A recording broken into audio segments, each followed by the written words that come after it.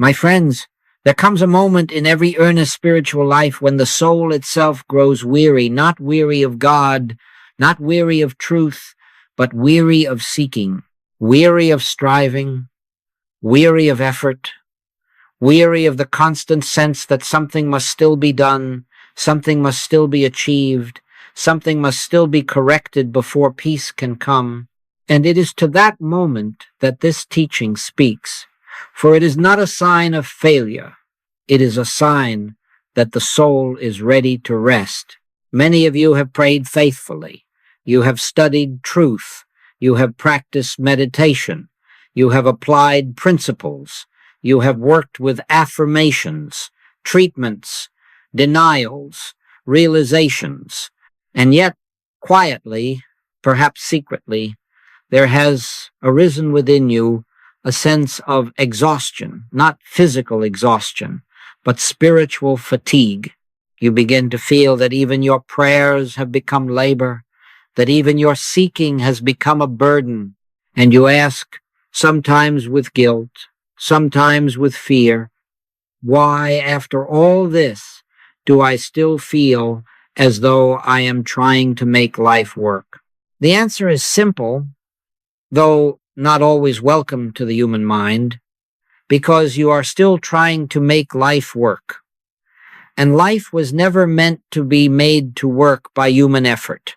Which of you, by taking thought, can add 1 cubit unto his stature? The Master asked. And again he said, take no thought for your life, what ye shall eat or what ye shall drink. Not because food and drink are unimportant, but because life itself is not sustained by thought. There is a deep illusion that pervades the spiritual path, and it is this: that realization comes through effort, that God is reached by discipline, that peace is attained by mastery of the mind. But God is not at the end of effort. God is at the end of effortlessness. Be still and know that I am God. Not do stillness, not practice stillness. Be still, and notice that the knowing comes after the stillness, not before it. Most seekers are tired not because they have failed, but because they have been sincere in the wrong direction. They have labored where only surrender was required. They have strained where only yielding would have sufficed. They have tried to bring God into their experience, not realizing that God has never been absent from it. The kingdom of God is within you, not at the end of your prayers, not at the conclusion of your demonstrations, not as a reward for your spiritual discipline, but within you, here, now. The human sense believes that spiritual life is a ladder, rung by rung, effort upon effort, achievement upon achievement. But the Christ reveals another way, the way of recognition. I and my Father are one, not will be one, not hope to be one, are one. The tragedy is not that we are separated from God, but that we believe we are, and then spend our lives trying to overcome a separation that never existed. And so the soul grows tired. It grows tired of affirming peace while feeling strain. It grows tired of declaring abundance while feeling fear. It grows tired of speaking truth while inwardly wrestling with conditions. This weariness is not something to be healed or corrected. It is something to be honored. It is the signal that the soul is ready to stop fighting shadows and begin resting in substance. God is not found through intensity. God is not revealed through mental effort. God is not experienced through constant spiritual activity. God is known in silence. In returning and rest shall ye be saved. In quietness and in confidence shall be your strength. Yet how quickly we pass over such words as though they were poetry instead of law. Rest is not laziness. It is alignment. Quietness is not emptiness. It is receptivity. Confidence is not self-assurance. It is trust in the activity that is already governing the universe. You are not here because you need another method. You are here because you are ready to stop, ready to lay down the tools of spiritual warfare, ready to cease wrestling with thoughts, conditions, appearances, and outcomes, ready, perhaps for the first time, to let God be God in your experience, not theoretically, not scripturally, but actually. Except ye become as little children, ye shall not enter the kingdom of heaven. A child does not strive to live. A child does not manage breathing, digestion, circulation. Life lives the child. And so it is meant to be with us. There is an activity within you that has never been tired, never been confused, never been anxious. That activity is God. And the moment you stop trying to use it, you begin to feel it. The deepest error is not sin, disease, or lack. The deepest error is the belief that life is something you must handle. And when that belief is entertained long enough, even the most sincere seeker becomes exhausted. But hear this gently.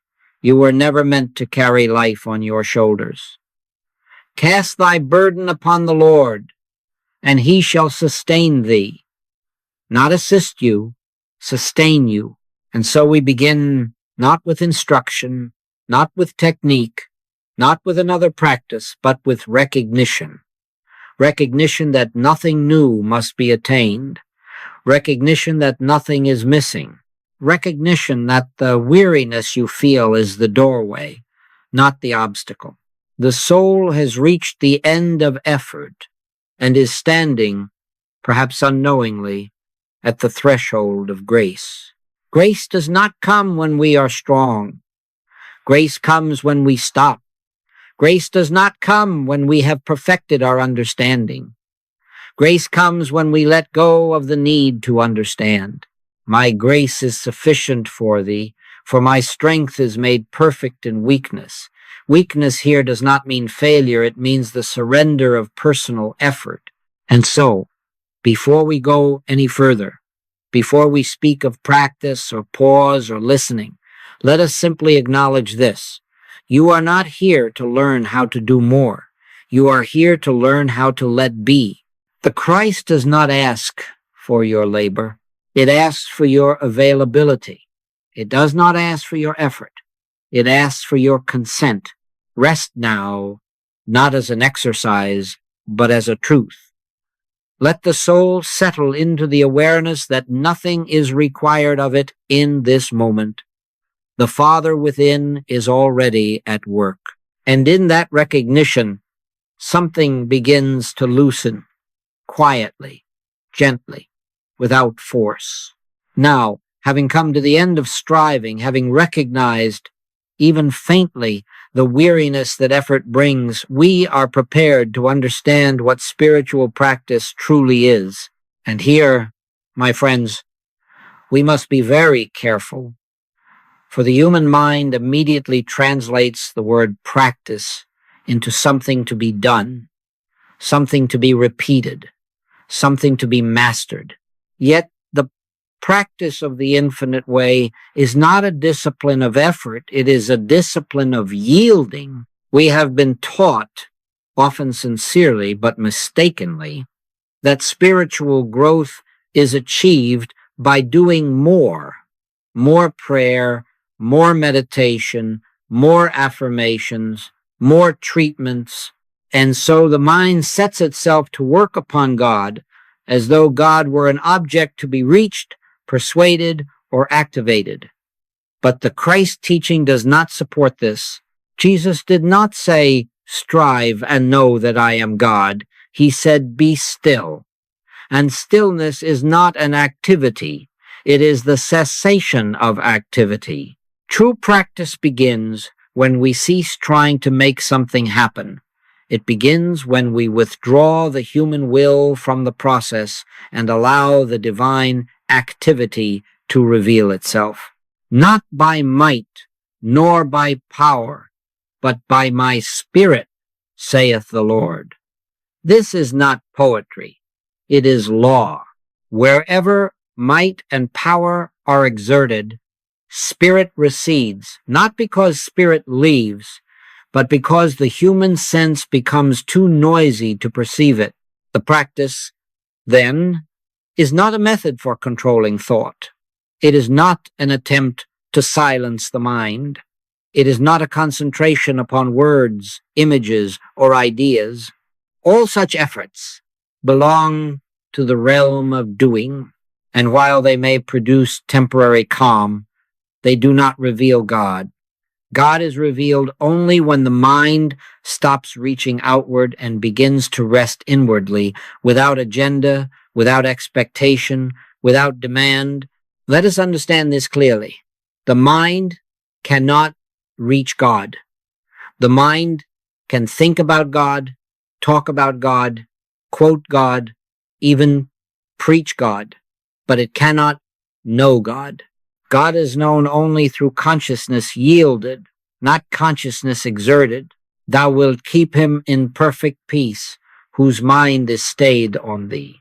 Stayed, not driven, not forced, not disciplined, but gently resting. There is a vast difference between human stillness and spiritual stillness. Human stillness is an attempt to suppress thought. Spiritual stillness is the absence of interest in thought. Human stillness says, I must stop thinking. Spiritual stillness says, I need not follow these thoughts.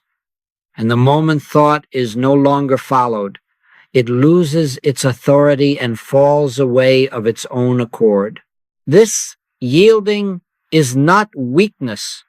It is not passivity. It is not indifference. It is obedience to the deepest law of being. Father, into thy hands I commend my spirit. That is the ultimate practice. Not asking, not pleading, not explaining, simply yielding the sense of personal responsibility into the keeping of the infinite. Most seekers have never truly yielded. They have substituted spiritual effort for worldly effort. They have exchanged material striving for metaphysical striving. But striving remains striving, whether it is clothed in religious language or secular ambition, and the soul knows the difference. That is why even spiritual effort eventually exhausts us. Yielding, on the other hand, brings rest immediately, not because problems are solved, but because the burden of solving them has been laid down. Come unto me, all ye that labor and are heavy laden, and I will give you rest. Notice that the promise is not first of healing, supply, or success, but rest. Rest is the sign that yielding has begun. Now, the human mind asks, how do I yield? And that very question reveals the difficulty, for yielding cannot be done.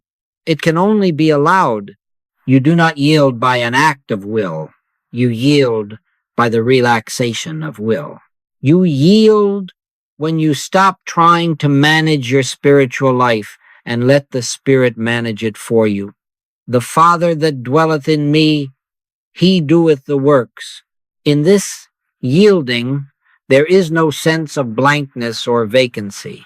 On the contrary, there is an alert awareness, a gentle listening, a quiet expectancy, not expectancy of something coming, but expectancy of something revealing itself. Elijah did not find God in the wind, nor in the earthquake, nor in the fire, but in the still small voice. And that voice was not shouting instructions. It was making itself known in silence. Therefore, the practice we are speaking of is not a technique to acquire something new.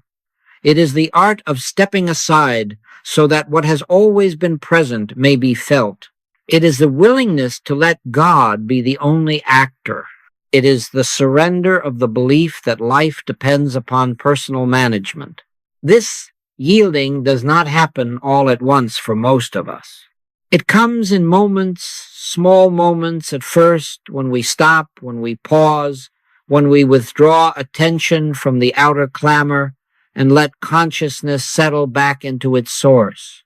These moments may be brief, but they are powerful, for they are moments in which the illusion of separation loosens its grip. And here is the great secret. The practice does not create the presence. It reveals it.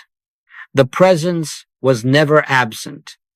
The yielding simply removes the interference. As the psalmist said, "Surely God is in this place, and I knew it not." The knowing comes not through effort, but through stillness. So we do not practice to become spiritual. We practice because spirit is already the truth of our being. We do not yield to obtain God. We yield because God is already all. And in that yielding, without drama, without effort, without strain, the soul begins to feel something it has perhaps sought for years rest. Now, having laid aside the burden of striving and having glimpsed the meaning of yielding, we are prepared to approach what has sometimes been called the 3-minute practice. But let us be very clear at the outset. This is not a technique, not a formula, not a method by which God is reached or compelled into action. It is merely a doorway, an opening through which consciousness may pass from effort into awareness. The human mind is very fond of time. It asks, how long must I do this? How many minutes? How many times a day? And so, in mercy, a time reference is sometimes given not because time has spiritual value, but because it helps the human sense relax its urgency. 3 minutes is not a rule. It is not a requirement.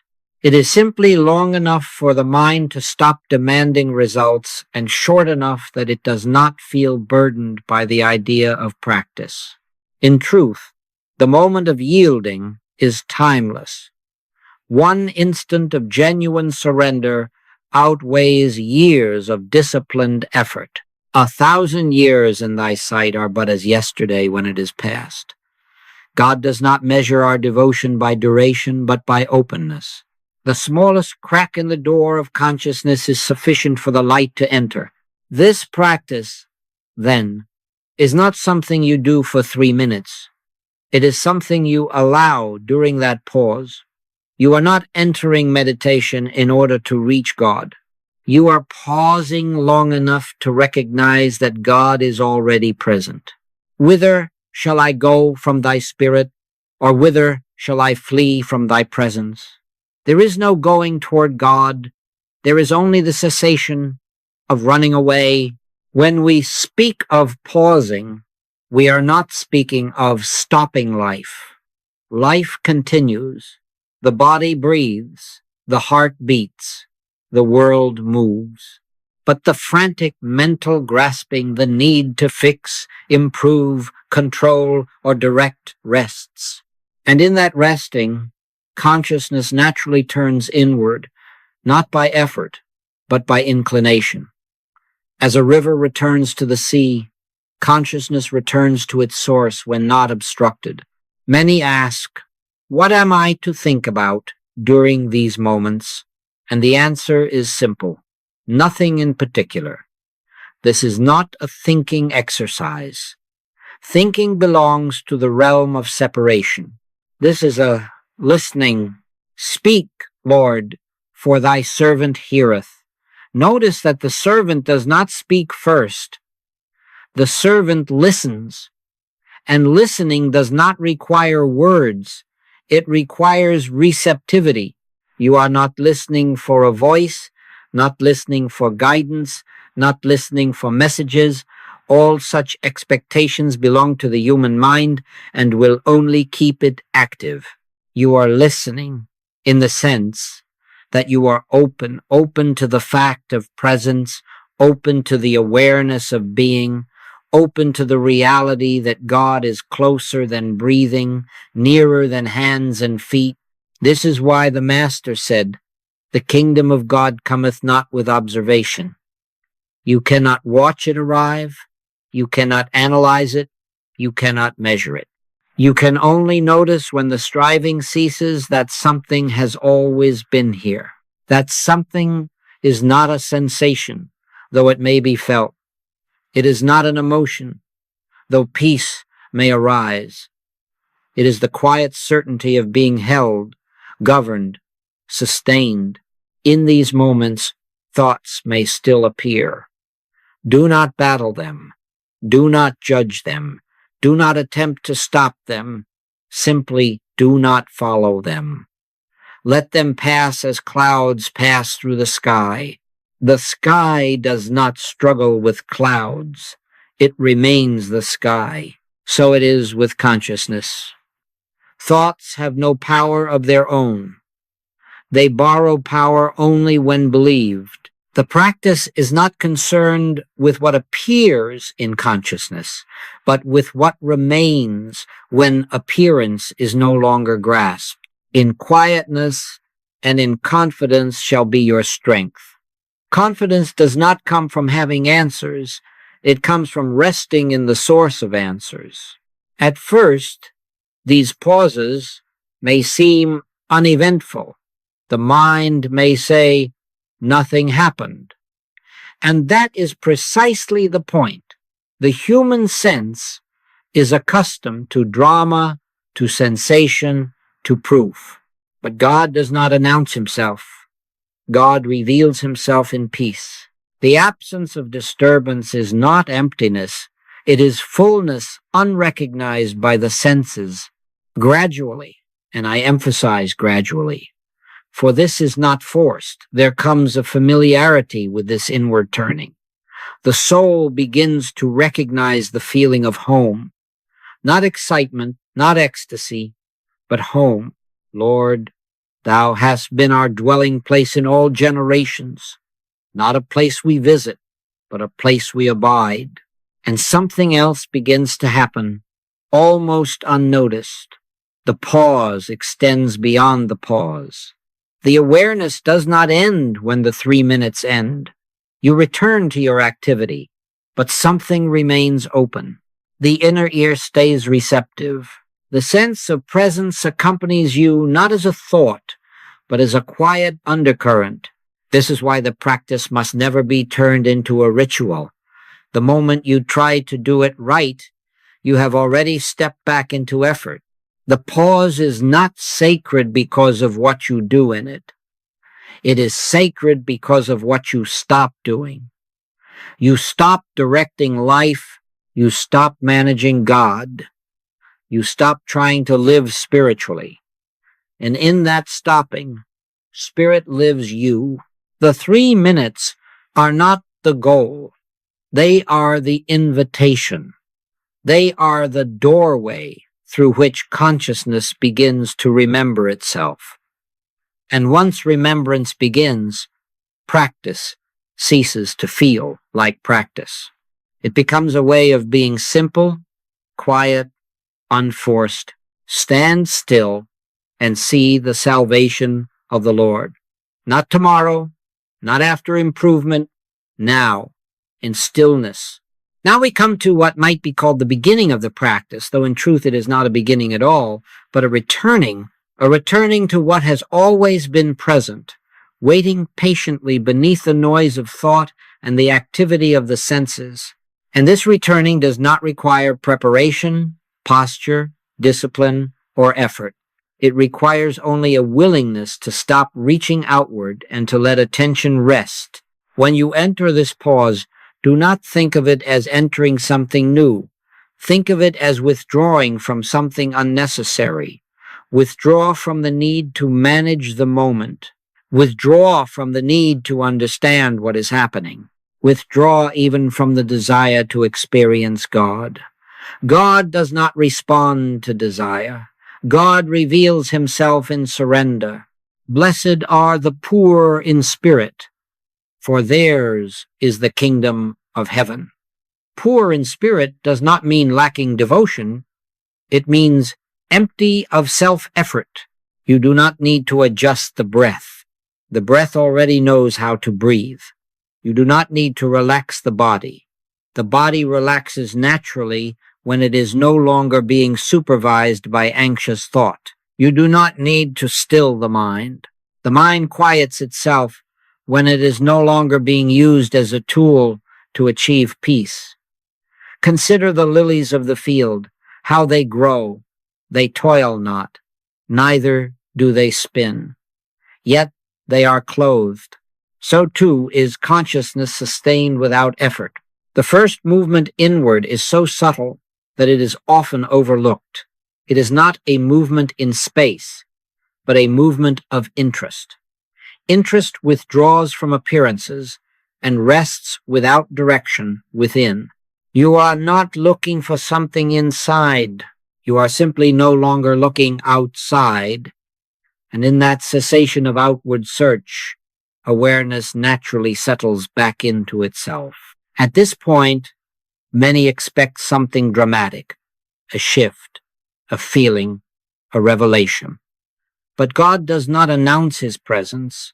He reveals it quietly as peace. My peace I give unto you, not as the world giveth. The world gives through stimulation, sensation, and excitement. God gives through stillness. And because the human sense has been trained to recognize only what is loud or emotional, it often misses the significance of peace. As you rest in this pause, thoughts may arise. Let them. They are not intruders. They are habits completing themselves. Do not engage them. Do not follow them. Do not judge them. Simply let them pass as you would let a sound pass without turning your head. Resist not evil, the Master said, and thought, when resisted, becomes more active. When ignored, it dissolves. There may also arise a sense of waiting, a feeling that something should happen. Let that go as well. Waiting implies future. This practice is not about what will come. It is about what is already here. Before Abraham was, I am. Not I was, not I will be, but I am. The presence is not approaching you. It is revealed when expectation ceases. At times, you may notice a sense of spaciousness, a quiet openness, a subtle awareness that feels larger than thought. Do not grasp it. Grasping turns awareness into an object and returns you to effort. Simply remain available. The Father does not need to be held. He sustains you. Underneath are the everlasting arms. The first true sign that you have entered this practice is not a feeling, but a release from the sense that something must be done, a release from the urgency to improve yourself, a release from the belief that you are responsible for bringing God into your experience. When this release comes, even faintly, you are touching the hem of the garment. And here we must understand something vital. You are not entering silence. Silence is receiving you.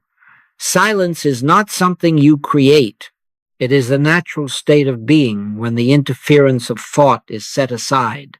That is why it feels familiar. That is why it feels like home.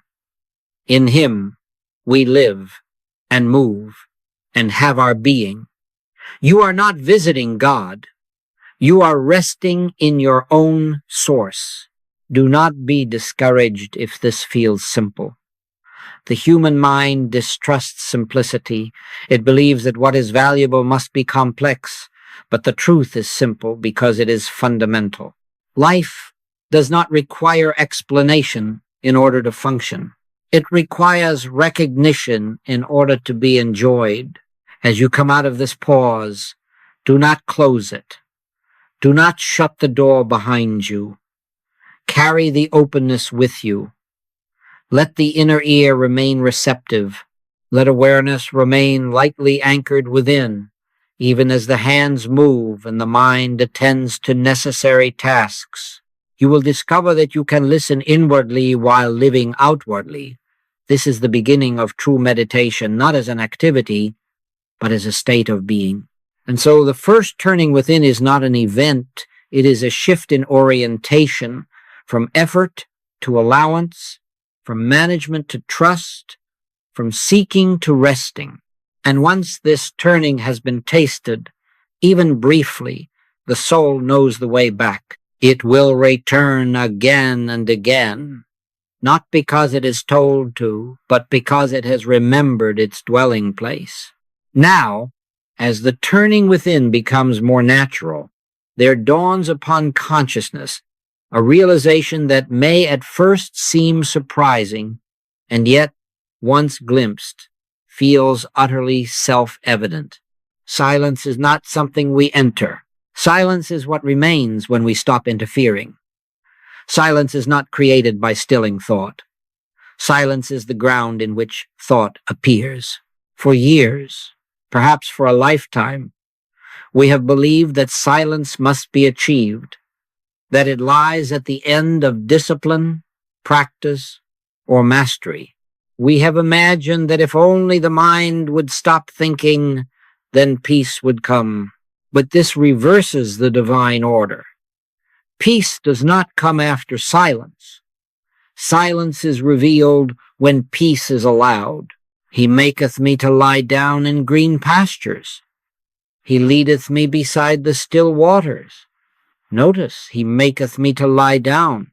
The rest is not self-generated. It is bestowed. When you begin to notice silence, you are not noticing an absence. You are noticing a presence that does not shout. Silence is not empty. It is full. It is the fullness of being, unfragmented by thought. It is the womb of creation, the stillness out of which all activity proceeds. In the beginning, God created the heaven and the earth. And before the word was spoken, there was the silence in which the word could be heard. Thought comes and goes. Sensations arise and fade. Emotions move like tides. But silence remains. It has always remained. It was present before your first thought this morning, and it will be present after your last thought tonight. You do not enter it, you discover it, and discovery is effortless, for it is recognition, not attainment.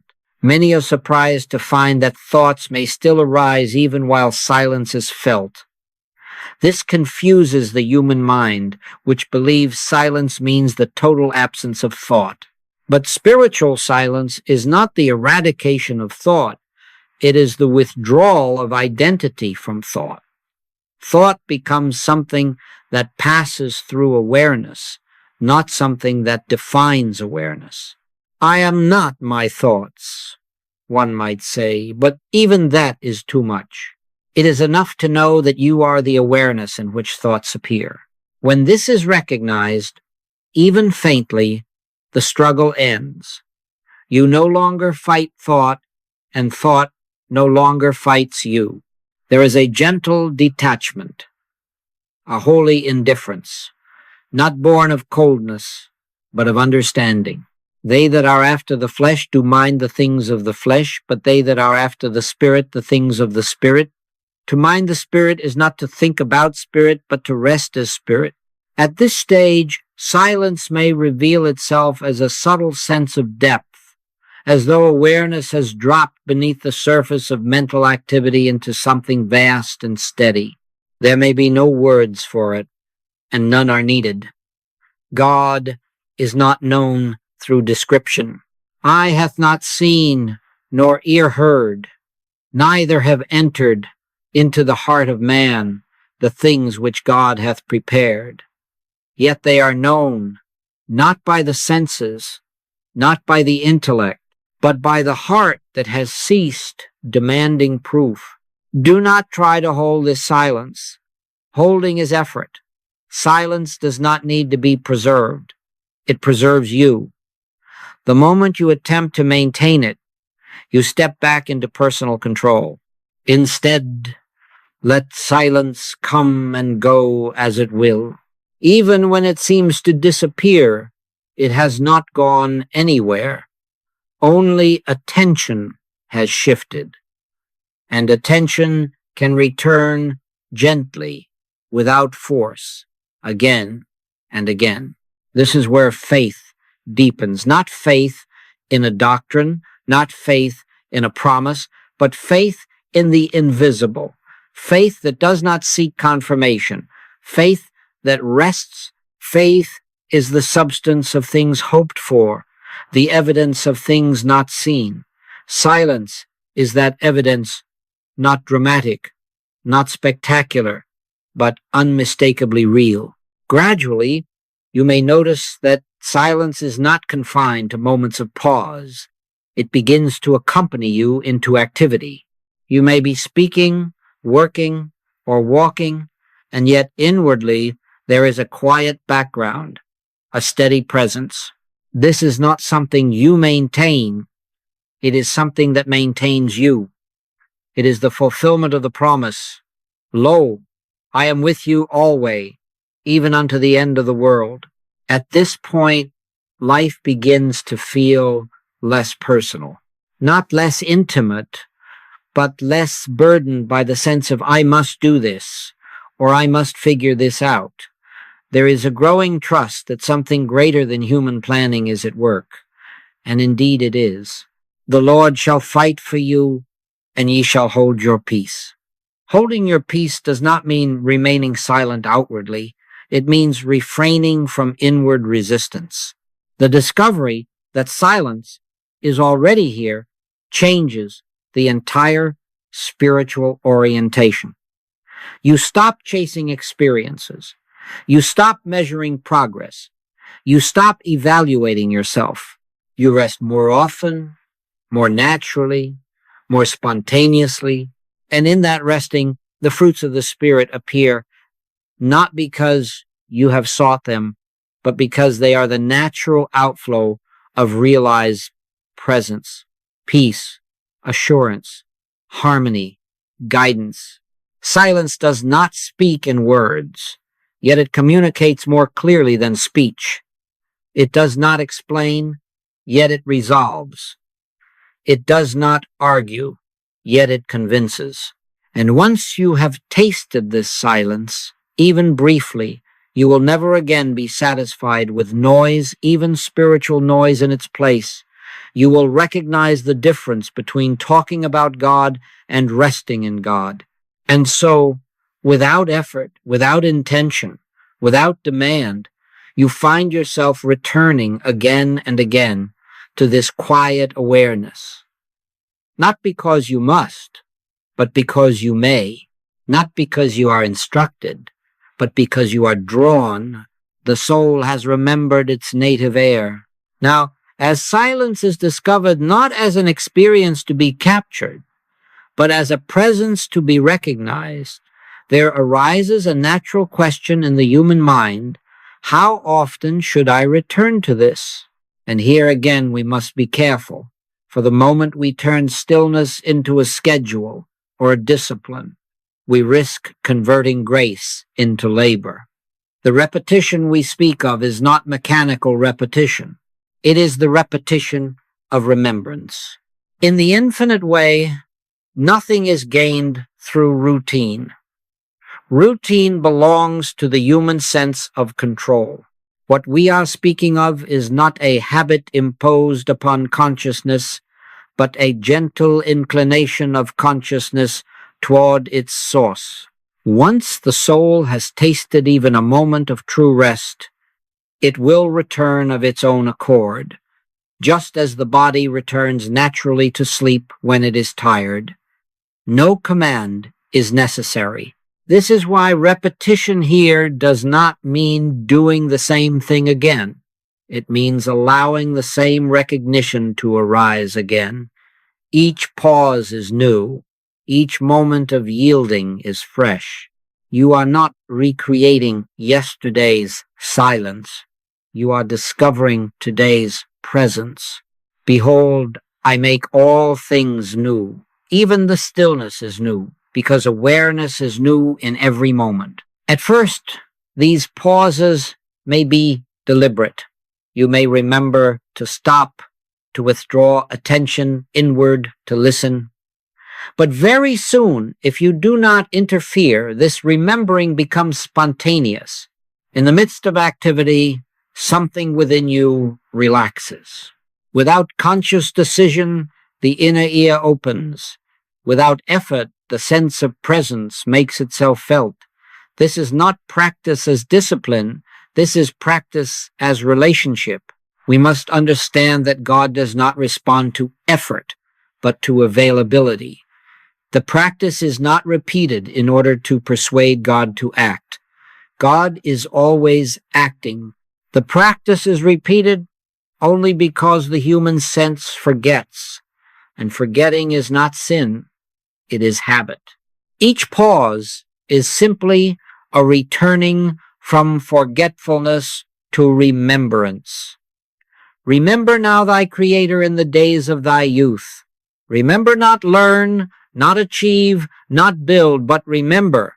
This is why the practice can be carried into every circumstance. You do not need silence around you. You need silence within you. You do not need conditions to change. You need attention to soften.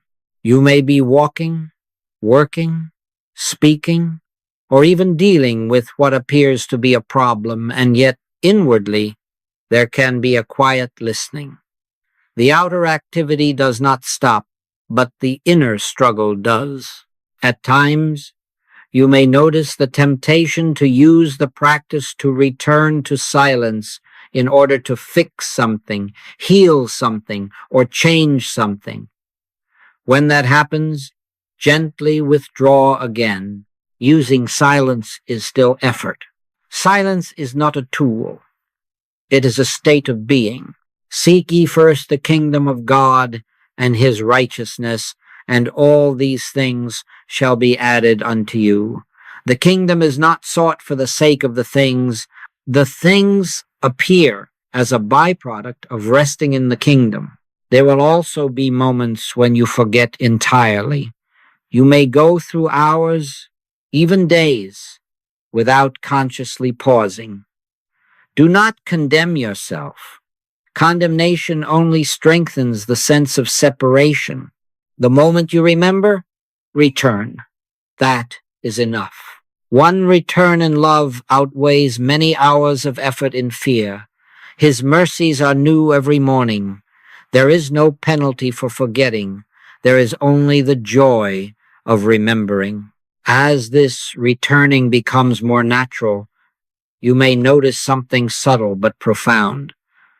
The pauses begin to lengthen without intention. What once felt like 3 minutes now feels like an atmosphere in which you live. The silence accompanies you, not as something you enter and leave, but as a quiet constancy. You are no longer practicing stillness. Stillness is practicing you. At this stage, the practice ceases to feel personal. It no longer feels like your meditation or your spiritual work. It feels as though something deeper is drawing you inward again and again. And indeed it is. No man can come to me except the Father which hath sent me draw him. You are not returning to God. God is drawing you to himself. This repetition without repetition guards against spiritual pride. There is no sense of progress, no sense of attainment, no sense of I have arrived. There is only humility, a gentle awareness that without this returning, the human sense quickly reasserts itself. And so you return, not as a student performing a lesson, but as a child returning home. And in this returning, something else is quietly established: trust. Trust not in your ability to practice, but trust in the presence that receives you trust that you do not fall out of grace because you forget. Trust that God is not withholding himself until you do it right. Trust that the Father within is always doing the work, even when you are unaware. This is why repetition in the infinite way never becomes dry. It never becomes mechanical. It never becomes a burden. It is not repetition of form. It is repetition of surrender. And surrender, when it is real, always brings rest. Now we come to a point where the human mind often becomes uneasy, for we are about to touch a principle that runs directly counter to centuries of religious and metaphysical training. We have been taught earnestly, sincerely, that spiritual practice exists in order to solve problems. We pray for healing, for supply, for harmony, for protection. We meditate in order to change conditions. And yet, the deeper truth reveals something startling. The practice does not address problems at all. Problems dissolve in its presence. This is difficult for the human mind to accept because it believes problems are real entities that must be dealt with, confronted, corrected, or overcome. But the infinite way reveals that what we call problems are not entities. They are appearances arising from a false premise, the belief in separation from God. When that premise is not entertained, the appearance loses its foundation. When the light is come into the world, the darkness comprehendeth it not. Darkness is not fought. It vanishes in the presence of light. The moment you sit down to meditate about a problem, you have already given it reality. You have accepted the premise that something exists outside of God that must be fixed. But if God is infinite, omnipresent, and omnipotent, then where could a problem exist? Is there anything too hard for the Lord? The question itself implies the answer: there is no power apart from God. In the practice of stillness, you are not ignoring problems. You are withdrawing belief from them. You are refusing to grant them mental residence. You are not saying this problem does not exist in a metaphysical denial. You are saying nothing at all, and that is far more powerful. Silence is not denial. It is recognition that God alone is present. When consciousness rests in this recognition, something extraordinary happens. The mind stops rehearsing the problem. The emotional charge dissolves. Fear loosens its grip. And without struggle, without direction, without intent, the condition begins to change, or, more accurately, the belief sustaining it collapses. Ye shall know the truth, and the truth shall make you free. Not work you free, make you free. Freedom is the natural result of truth realized. This is why the Master did not analyze disease, lack, or sin. He did not treat conditions. He revealed God. And in the presence of that revelation, conditions changed. When the man born blind was healed, Jesus did not inquire into causes. He said simply, "Neither hath this man sinned, nor his parents, but that the works of God should be made manifest." The problem was never the blindness. The problem was the belief that life existed outside of God. As you continue in this practice, returning again and again to stillness without agenda, you may notice that issues which once consumed your attention begin to fade from importance. This does not mean you become indifferent or irresponsible. It means you are no longer hypnotized by appearances. You respond when response is required, but you do not live in reaction. Thou wilt keep him in perfect peace, whose mind is stayed on thee. Peace is not the absence of activity. It is the absence of fear. There will be moments when the human sense insists, but this is serious. This must be dealt with. When that happens, return again to silence, not to escape, but to remember. Remember that God is the only cause. Remember that there is only one power. Remember that the presence you are resting in governs all. And then stop. Stop explaining. Stop affirming. Stop working. Let the divine activity do what it has always done. Maintain harmony. It is important to understand that this does not mean you will never face challenges. Appearances will continue to arise as long as the world of sense is believed. But the difference is this: challenges no longer define your state of consciousness. They no longer determine your peace. They no longer dictate your inner climate. You face them from rest, not from fear, from awareness, not from struggle. This is what it means to live by grace. Grace is not a reward for spiritual effort. It is the natural action of God when human effort ceases. For by grace are ye saved through faith, and that not of yourselves. It is the gift of God. A gift cannot be earned. It can only be received. And it is received in stillness. As this understanding deepens, you may find that you no longer feel the need to talk about your problems. You no longer feel compelled to analyze them, explain them, or defend your right to be troubled by them. There is a quiet confidence that something greater is at work, and indeed it is. The Lord shall perfect that which concerneth me. Perfect, not patch, not repair, not manage. And so the practice reveals its true purpose. It is not a tool for fixing life. It is a doorway into the awareness that life does not need fixing. It is governed, sustained, and unfolded by divine law. When this is realized, even partially, the burden lifts. And where the burden lifts, healing follows, naturally, quietly, inevitably. At first, this practice of stillness appears to us as something we do. We sit quietly. We withdraw from thought. We pause in receptivity. And this is right. This is where all spiritual unfoldment begins. But if the practice remains only something we do at appointed times, it will never fulfill its purpose.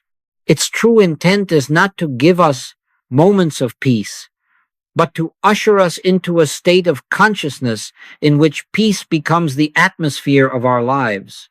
In the beginning, you may experience stillness only briefly, perhaps for a few seconds, perhaps for a minute or two. That is enough. Do not despise the day of small beginnings. The mustard seed does not look like a tree, yet within it is the entire tree. Every sincere moment of quiet receptivity plants a seed in consciousness, and consciousness never forgets what it has touched. Gradually, something subtle begins to take place. You will notice that the silence you once experienced only in meditation begins to follow you into daily activity. It may come as a sudden pause in the middle of conversation, a stillness beneath motion, a calm awareness while the body is engaged in work. This is the beginning of living the practice rather than visiting it. In Him we live and move and have our being. This is no longer poetry. It is experience. The mind, which once raced ahead into the future or lingered anxiously in the past, begins to lose its compulsive momentum. Not because you have disciplined it, but because it has discovered something greater than itself. The mind yields naturally when it senses the presence of divine intelligence. Be still and know that I am God. Stillness is not the goal. Knowing is. Stillness is simply the door through which knowing enters. As this awareness deepens, you will find that you no longer need to withdraw from the world in order to find God. God is discovered in the midst of the world. You may be driving a car, preparing a meal, walking down a street, and suddenly there is an unmistakable sense of presence. No words accompany it.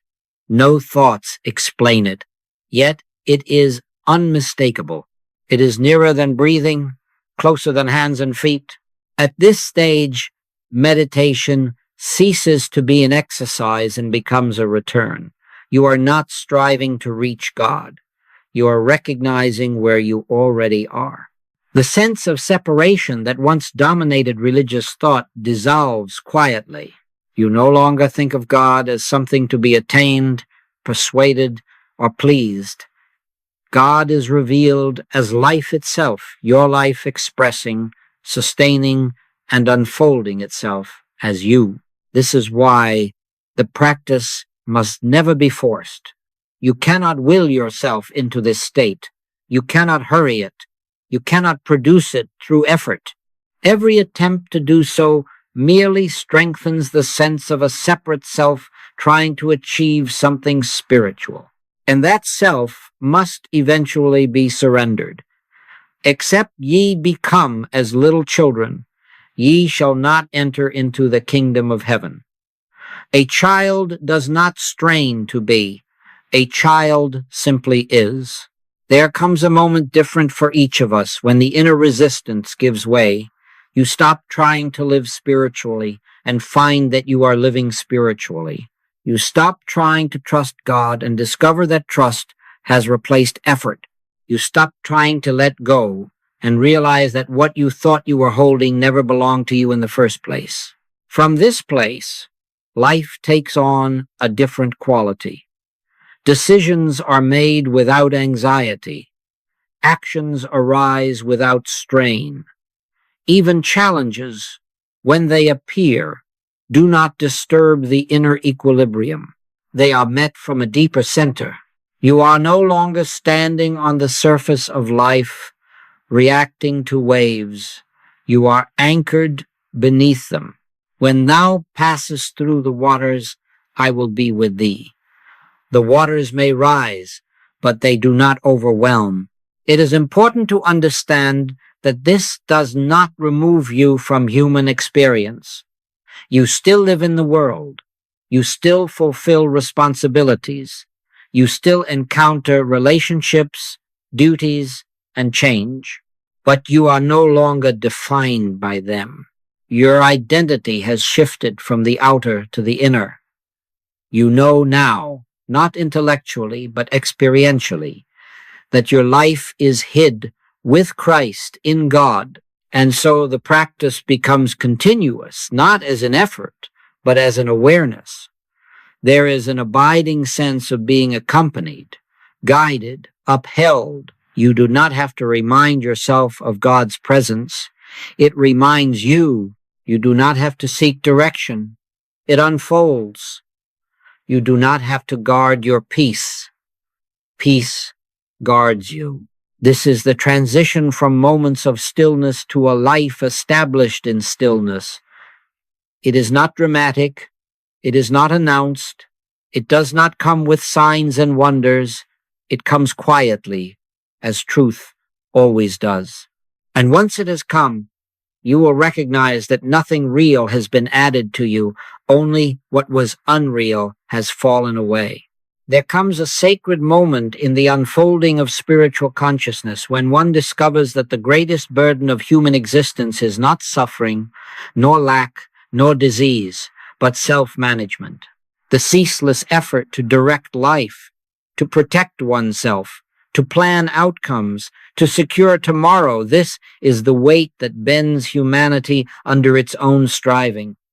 And it is precisely this burden that grace removes. Grace is not something added to human effort. It is the ending of human effort. Not by might nor by power, but by my spirit, saith the Lord. As long as we believe that life is something we must personally manage, grace remains theoretical. It becomes real only when we are genuinely willing to let go of authorship and allow God to live the life. This is not resignation. It is not passivity. It is not indifference. It is recognition. Recognition that the same presence which formed the stars and set the laws of the universe in motion is fully capable of governing your life without interference. The difficulty is not that God is unwilling to do so. The difficulty is that we are unwilling to step aside. The human sense argues, if I do not think, plan, struggle, or worry, nothing will be done. Yet the opposite is true. It is precisely because we are always thinking, planning, struggling, and worrying that so much effort produces so little fruit. Grace begins to operate when we discover that divine intelligence does not need assistance. The Father within, he doeth the works. In the early stages of this realization, grace may appear intermittently.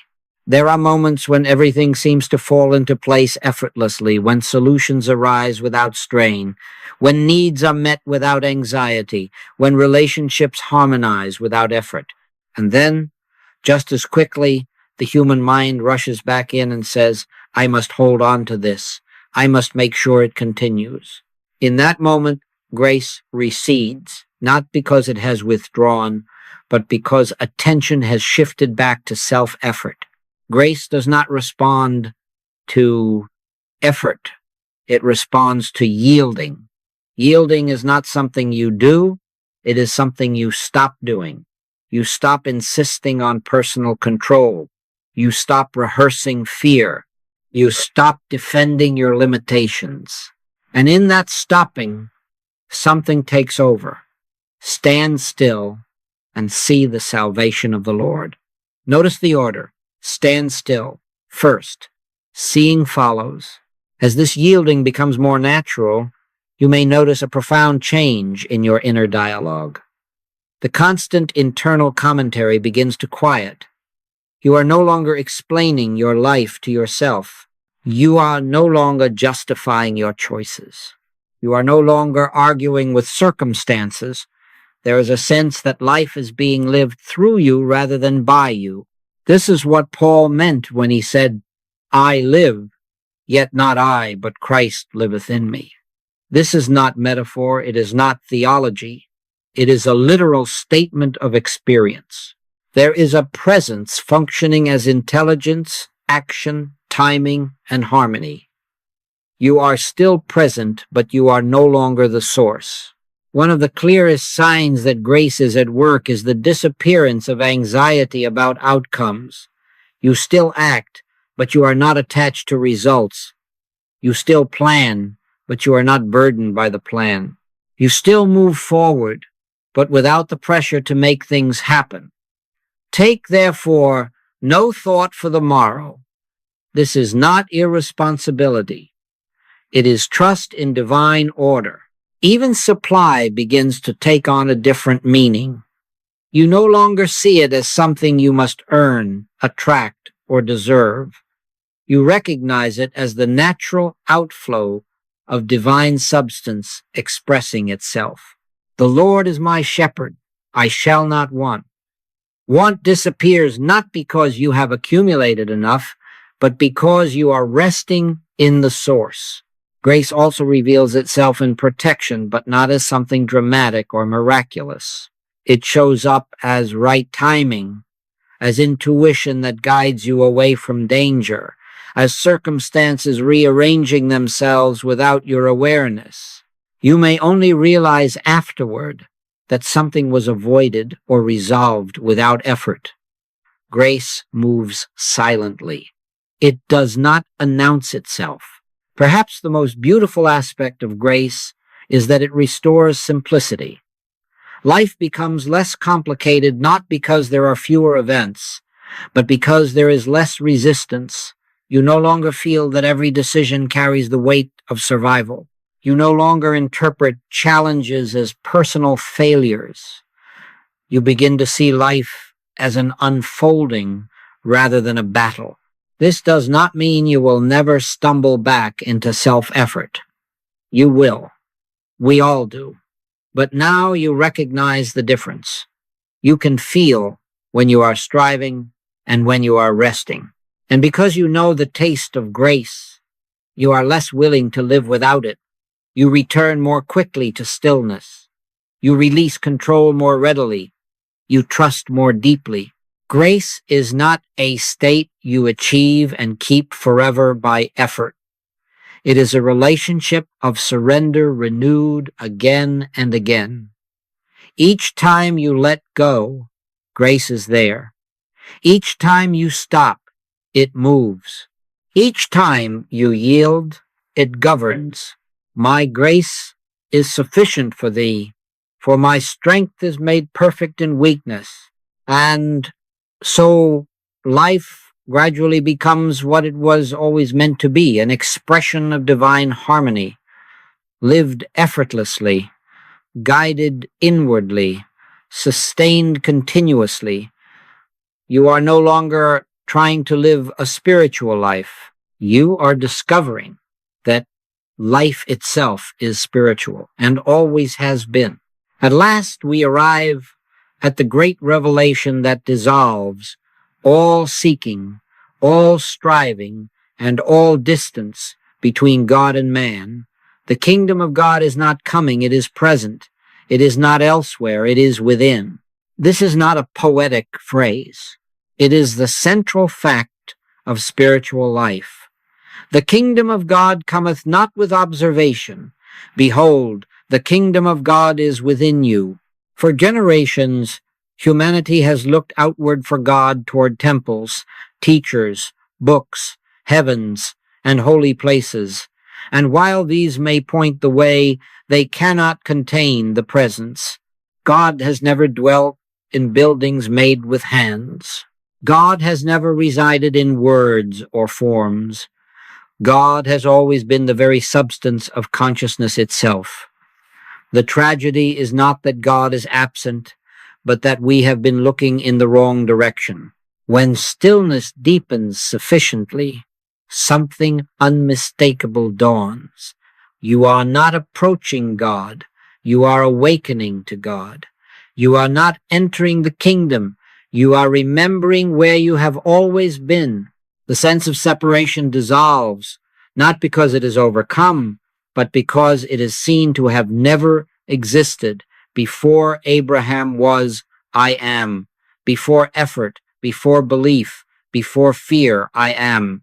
This realization changes everything, yet outwardly may appear to change very little. The world remains the world. The body remains the body. But the center of identity has shifted. You no longer identify yourself as a human being seeking God. You recognize yourself as the place where God is consciously known. And from that moment, spiritual life ceases to be a pursuit and becomes a recognition renewed daily. The inner kingdom is not dramatic. It does not announce itself with emotion or spectacle. It arrives quietly, like dawn. One moment you realize, I am not alone. I never have been. There is an intelligence thinking where you once struggled to think. There is a peace resting where you once labored to be at peace. There is a love functioning where you once tried to love. This is why silence is the gateway. Thought cannot enter the kingdom. It can only circle around it. Words cannot describe it. They can only point. Stillness alone allows consciousness to sink beneath the surface of appearances and touch reality. Be still and know that I am God. Not believe, not affirm, know. As this knowing becomes familiar, the inner kingdom ceases to be an experience and becomes a foundation. You no longer ask, is God with me? You know it. You no longer seek reassurance. You rest. And from that rest, life flows in ways that surprise the human sense, not because miracles are occurring, but because resistance has ended. It is important to understand that spiritual realization does not leave life barren or abstract. The inner kingdom bears fruit, and always outwardly, by their fruits ye shall know them. Truth realized does not remain hidden. It expresses itself as harmony, health, guidance, supply, and right activity. Not as rewards, but as natural outcomes.